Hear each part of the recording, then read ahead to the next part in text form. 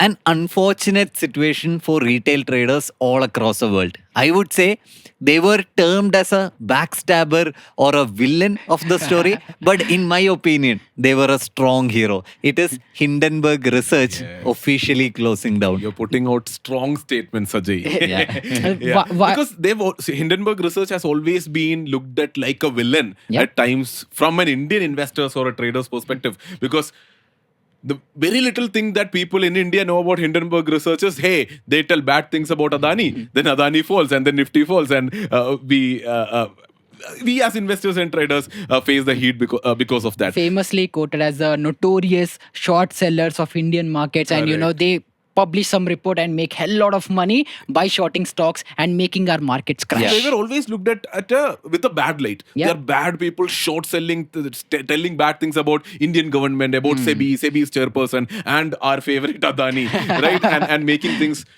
Bad things happen in the Indian market and them benefiting from it. So the Yeah. bad people are benefiting by short selling. But let's try to actually understand who was Hindenburg Research and what did they actually do? Very, very interesting story here. When the news came out that they are shutting down is when we also in office, we actually went into their website and started to read and try to understand more about who they actually were. Because from an Indian investors and traders perspective, they were always the bad people. Yeah. Hindenburg Research is the bad people who are telling bad things about India and Indian companies and short selling and benefiting from that. Yeah. That was always looked at from a bad light. Obviously, like short sellers telling bad things and then benefiting from the same narrative that they are putting out. Yeah. Yeah. But when I now look into Hindenburg Research, that is what you said in the beginning is coming out. They are actually saviors of the market. They're trying to do good things for the market. So the very interesting term about who Hindenburg Research is, they're activist short sellers. Okay. Which means that they want to actually understand what is bad in certain companies and call it out because they are activists. They want to call out the bad things for the good of humanity, for the good of the investors, for the good of the capital markets everywhere. And while they call those bad things out, they are expecting these companies to do bad, and obviously they also want to benefit from it. Yeah. So they are activists primarily and they're short sellers secondarily. So they're doing good for the ecosystem and obviously they're benefiting from that also. So this explains why this Hindenburg reports, whenever they come out with any report, it is mostly negative and only negative. And this explains why, because they are the activists trying to save the retailers. So all this negative stuff that they talk about companies was looked at least or misinterpreted by thinking that they are telling this negative things so that they can short sell and make money. Yeah. That is not the point. They are telling this negative things because they really want to do that. Yeah. And while they say that, because they have so much conviction on what they are saying, they are short selling as well. Yeah. So what is very interesting is they are a team of just 11 people. Right? It's just a small team of 11 people based out of the America, and it was founded in 2017. And very interestingly, the name Hindenburg, it's Hindenburg Research, Yeah. the name comes out of a disaster called as Hindenburg disaster back in 1930s in the US. So what happened was, so this is very interesting to know because And relevant. because it dictates what they do, what is their ethos and their values. We understand that. So their name comes from Hindenburg disaster back in 1930s in the US when airship which came from Germany, which was trying to land in the US, it caught fire because it was hydrogen powered. Yeah. It caught on fire and nearly 35 people died. Okay. So their point is that Hindenburg disaster was a man-made disaster. It was known, it was discussed earlier, but this airship company was not really was ignorant about it, and finally the disaster happened. Sort of like Titanic. Yeah. Maybe Yeah. like that, right? Yeah. But their point is, so when there is something bad which is happening, if you do not take an action, those bad things could continue and could create a larger trouble. So if you think So if about it, someone had called those people out at that time, right, very strongly, Yeah. and put their money where their mouth was, right? Right. Tried to go against the company legally or something. some activist, Yeah. if they would have done that, this Yeah. disaster could have been avoided. So think about that. So these guys named the company after that because they are so moved. That's their values or philosophy. So they really want to avoid disasters in the capital market by calling out bad actors, bad companies who are doing fraudulent activities, companies who are running scams. And unfortunately, the company in India which they called out is, I don't know, I wouldn't use fortunate or unfortunate term there. They did their research, and I now have reason to believe that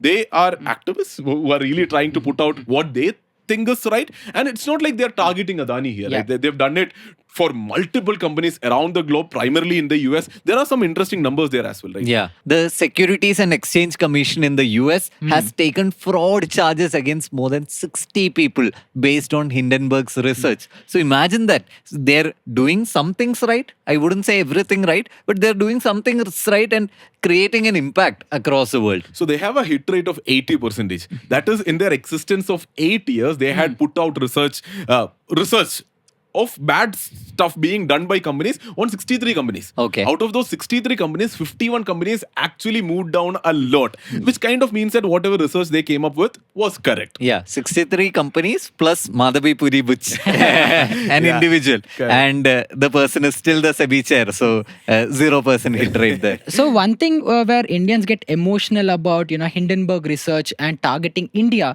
they have to understand they're just not targeting India. They put out across these researches throughout the world. So they'll see if any country or any stock or any person is doing some shady stuff, and if they have reasons to believe that they are not right, they'll just flag it. And in that process, because they fundamentally researched about certain companies, they have right to believe that the companies will do bad, and they're benefiting out from the research that they have made. Yeah, so what's interesting is Adani was Asia's richest man when Hindenburg decided to go against him. Similarly, they went against Elon Musk when he was trying to purchase Twitter, right? And it's said that they apparently made a lot of money because in their website, actually we'll link it in the description down below, they've very clearly said which all are the positions they've taken, which all were the results or reports they published on which date and what happened after that. They've clearly said it. And even about the Elon Musk Twitter whole deal, right? They took multiple positions. First, they took a short position,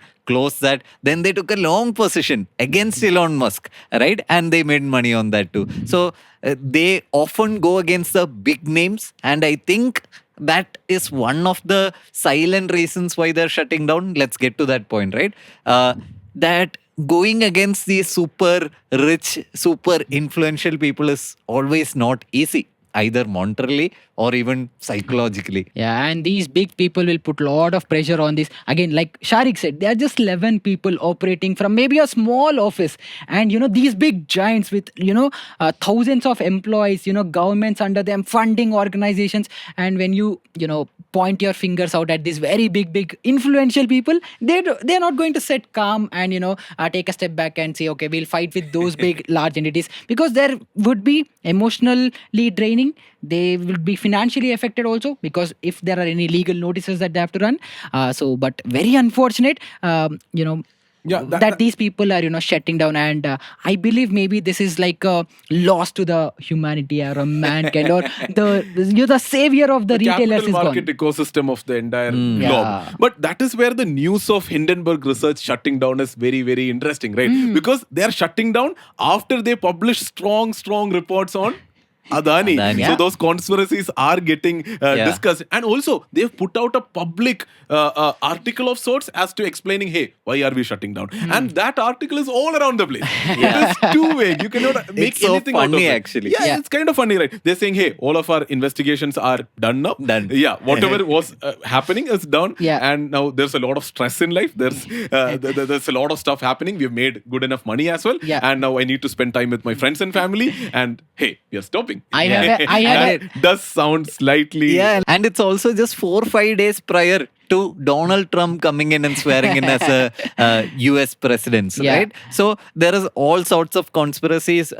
Them going against Elon Musk, not going to sit well with the new administration.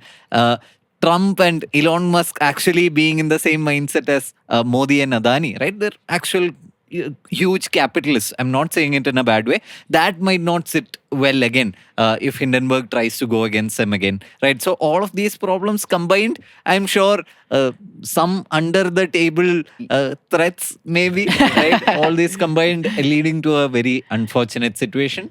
I think investigative journalism and stuff like this, activistic movements, and they're actually putting their money where their mouth is. I think that is the thing that retailers around the world will definitely Yeah, miss. because- Anyways, it was very, very interesting, at least while it lasted. But if you actually take a step back and think about it, hey, it was just one guy and a group of friends and people who worked out of a small office somewhere in the USA who Yeah. really wanted to do great research about companies who are doing scammy and fraudulent stuff and put out those reports out in the public for the public to see and be wary and cautious about these scammy companies. And they also try to make some money out of it. Again, great while it lasted. They are no more.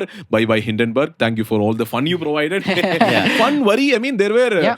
overnight positions we also held, and Hindenburg research was out, and we were also worried. So they, again, a small team operating out of a small place back in the US, but the impact they created. Forget the entire globe. In India, the waves they sent across the trading ecosystem. The in shiver India they've created. absolutely Yeah. was real. But yeah.